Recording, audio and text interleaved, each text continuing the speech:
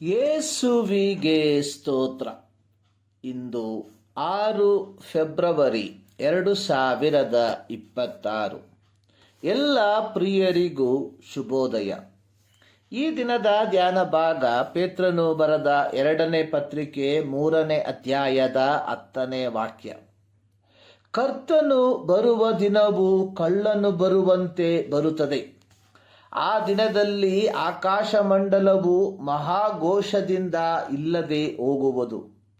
ಸೂರ್ಯ ಚಂದ್ರ ನಕ್ಷತ್ರಗಳು ಉರಿದು ಲಯವಾಗಿ ಹೋಗುವುದು. ಭೂಮಿಯು ಅದರಲ್ಲಿರುವ ಕೆಲಸಗಳು ಸುಟ್ಟು ಹೋಗುವವು.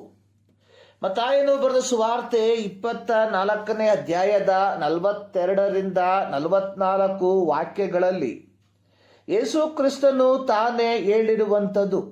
ಹೀಗಿರಲಾಗಿ ನಿಮ್ಮ ಕರ್ತನು ಬರುವ ದಿನವು ನಿಮಗೆ ಗೊತ್ತಿಲ್ಲವಾದ್ದರಿಂದ ಎಚ್ಚರವಾಗಿರ್ರಿ. ಕಳ್ಳನು ಬರುವ ಜಾವ ಮನೆಯ ಯಜಮಾನನಿಗೆ ತಿಳಿದಿದ್ದರೆ ಅವನು ಎಚ್ಚರವಾಗಿದ್ದು ತನ್ನ ಮನೆಗೆ ಕನ್ನ ಗುಡಿಸುತ್ತಿರಲಿಲ್ಲವೆಂದು ತಿಳುಕೊಳ್ಳಿರಿ. ಆದ ಕಾರಣ ನೀವು ಸಹ ಸಿದ್ಧವಾಗಿರ್ರಿ. ನೀವು ನೆನೆಸದ ಗಳಿಗೆಯಲ್ಲಿ ಮನುಷ್ಯಕುಮಾರನು ಬರುತ್ತಾನೆ. ಇದೇ ಅಧ್ಯಾಯದ 36ನೇ ವಾಕ್ಯದಲ್ಲಿ ಯೇಸು ಕ್ರಿಸ್ತನು ಹೇಳಿರುವಂಥದ್ದು ಆ ದಿನದ ವಿಷಯವು, ಆ ಗಳಿಗೆಯ ವಿಷಯವು ನನ್ನ ತಂದೆಯೊಬ್ಬನಿಗೆ ತಿಳಿಯುವುದೇ ಹೊರತು ಮತ್ತಾರಿಗೂ ತಿಳಿಯದು. ಪರಲೋಕದಲ್ಲಿರುವ ದೂತರಿಗೂ ತಿಳಿಯದು, ಮಗನಿಗೂ ತಿಳಿಯದು.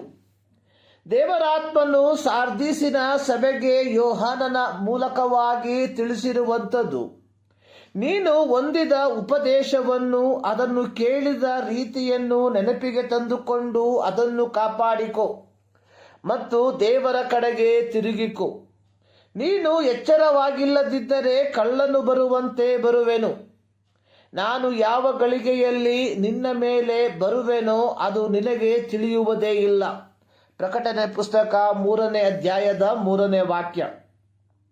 ಪೇತ್ರನು ಕಿರುಕುಳದ ಮೂಲಕ ಹಾದು ಹೋಗುತ್ತಿರುವ ದೇವಜನರಿಗೆ ನೀರೋ ಚಕ್ರವರ್ತಿಯ ಕಾಲದಲ್ಲಿ ಕ್ರೈಸ್ತರು ಅನುಭವಿಸಿದ ಕಿರುಕುಳ ಅನ್ನುವಂಥದ್ದು ಜೀವಂತವಾಗಿ ಕಾಡು ಮೃಗಗಳ ಮುಂದೆ ಕ್ರೈಸ್ತರನ್ನು ಎಸೆಯುವುದು ಮತ್ತು ರೋಮನ್ನರ ರಾತ್ರಿಯ ಸಂಭ್ರಮಾಚರಣೆಯಲ್ಲಿ ಅಲ್ಲಿ ಕುಳಿತಿದ್ದ ಜನರಿಗೆ ಬೆಳಕು ಕಾಣಿಸುವ ರೀತಿಯಲ್ಲಿ ನೀರೋ ಚಕ್ರವರ್ತಿಯು ಜೀವಂತ ಕ್ರೈಸ್ತರ ಶರೀರದ ಮೇಲೆ ಮೇಣವನ್ನು ಮೆತ್ತಿ ಅವರನ್ನು ಜೀವಂತವಾಗಿ ಉರಿಸುತ್ತಿದ್ದನು. ಮತ್ತಾಯನು ಬರೆದ ಸುವಾರ್ತೆ 5ನೇ ಅಧ್ಯಾಯದ 14ನೇ ವಾಕ್ಯದಲ್ಲಿ ನೀವು ಲೋಕಕ್ಕೆ ಬೆಳಕಾಗಿದ್ದೀರಿ ಎಂದು ಯೇಸು ಹೇಳಿರುವ ಮಾತು, ಇದು ಆಧ್ಯಾತ್ಮಿಕತೆಯ ಅರ್ಥವನ್ನು ಒಳಗೊಂಡಿದ್ದರೂ AD 64ರ ಕಾಲಘಟ್ಟಗಳಲ್ಲಿ ಕ್ರೈಸ್ತರು ರೋಮನರ ಸಂಭ್ರಮಾಚರಣೆಗೆ ಜೀವಂತವಾಗಿ ಬೆಳಕುಗಳಾಗಿ ಮಾರ್ಪಟ್ಟವರಾಗಿದ್ದರು. ಹೀಗೆ ಕಿರುಕುಳವನ್ನು, ರಕ್ತಸಾಕ್ಷಿ ಮರಣವನ್ನು ಅನುಭವಿಸುತ್ತಿರುವ ಪ್ರವಾಸಿಗಳಾದ ದೇವಜನರಿಗೆ ಪೇತ್ರನು ಕರ್ತನು ಬರುತ್ತಾನೆ ಎಂಬುದನ್ನು ದೃಢ ನಿಶ್ಚಯದಿಂದ ಹೇಳುವವನಾಗಿದ್ದಾನೆ. ಕರ್ತನ ಬರೋಣವು ಮಾನವ ಇತಿಹಾಸದಲ್ಲಿ ಒಂದು ಅವಿಸ್ಮರಣೀಯ ಘಟನೆಯಾಗಲಿದೆ. ಹಳೆಯ ಒಡಂಬಡಿಕೆಯಲ್ಲಿ ಪ್ರವಾದಿಗಳು ಕರ್ತನ ಬರೋಣವನ್ನು ದೇವರ ನ್ಯಾಯ ತೀರ್ಪಿನ ದಿನವೆಂಬುದಾಗಿ ಪ್ರವಾದಿಸಿರುವಂಥದ್ದನ್ನು ನೋಡುತ್ತೇವೆ. ಪ್ರವಾದಿಯಾದ ಚೆಫನ್ಯನು ಯೆಹೋವನ ದಿನದ ಕುರಿತಾಗಿ ವಿವರಿಸಿರುವಂಥದ್ದು, ಯೆಹೋವನ ಮಹಾದಿನವು ಹತ್ತಿರವಾಯಿತು, ಸಮೀಪಿಸಿತು, ಬಹು ತ್ವರೆಯಾಗಿ ಬರುತ್ತಿದೆ. ಆಹಾ, ಕಿವಿಗೊಡಿರಿ, ಯೆಹೋವನ ದಿನವೇ ಬಂದಿತು. ಇಗೋ, ಅಲ್ಲಿ ಒಬ್ಬ ಶೂರನು ಘೋರವಾಗಿ ಗೋಳಾಡುತ್ತಿದ್ದಾನೆ. ಆ ದಿನವು ರೌದ್ರದ ದಿನ, ಶ್ರಮ ಸಂಕಟಗಳ ದಿನ, ಆಳುಪಾಳು ಮಾಡುವ ದಿನ, ಕತ್ತಲಿನ ಮುಬ್ಬಿನ ದಿನ, ಕಾರ್ಮುಗಲಿನ ಕಗ್ಗತ್ತಲ ದಿನ. ಚೆಫನ್ಯನ ಪ್ರವಾದನ ಗ್ರಂಥ 1ನೇ ಅಧ್ಯಾಯದ 14-15 ವಾಕ್ಯ. ಪೇತ್ರನು ತನ್ನ ಪತ್ರಿಕೆಯ ಬರವಣಿಗೆಯಲ್ಲಿ ಕರ್ತನ ದಿನದ ಆಗಮನವನ್ನು ಕಳ್ಳನು ಬರುವ ಹಾಗೆ ಎಂದು ಉದಾಹರಿಸುವಂಥದ್ದಾಗಿ ನೋಡುತ್ತೇವೆ. ಅರ್ಥ ನೆನೆಸದ ಗಳಿಗೆಯಲ್ಲಿ ಅಥವಾ ಅನಿರೀಕ್ಷಿತ ಸಮಯದಲ್ಲಿ ಎಂಬುದಾಗಿ. ಕರ್ತನ ಬರೋಣದ ಅಂತಿಮ ಹಂತದ ಪ್ರಕ್ರಿಯೆ ಅನ್ನುವಂಥದ್ದು ಆಕಾಶ ಮಂಡಲವು ಇಲ್ಲದೆ ಹೋಗುವುದು.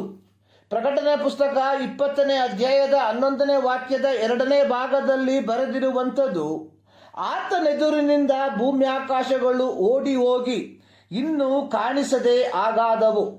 ಯೆಶಾಯನ ಪ್ರವಾದನ ಗ್ರಂಥ 34ನೇ ಅಧ್ಯಾಯದ 4ನೇ ವಾಕ್ಯದಲ್ಲಿ ಬರೆದಿರುವಂಥದ್ದು, ನಕ್ಷತ್ರ ಸೈನ್ಯವೆಲ್ಲ ಕ್ಷಯಿಸುವುದು, ಆಕಾಶ ಮಂಡಲವು ಸುರುಳಿಯಂತೆ ಸುತ್ತಿಕೊಳ್ಳುವುದು, ದ್ರಾಕ್ಷೆಯ ಎಲೆ ಒಣಗಿ ಗಿಡದಿಂದ ಬೀಳುವಂತೆಯೂ, ಅಂಜೂರದ ಮರದಿಂದ ತರಗು ಉದುರುವ ಹಾಗೂ ತಾರಾಮಂಡಲವೆಲ್ಲ ಬಾಡಿ ಬೀಳುವುದು.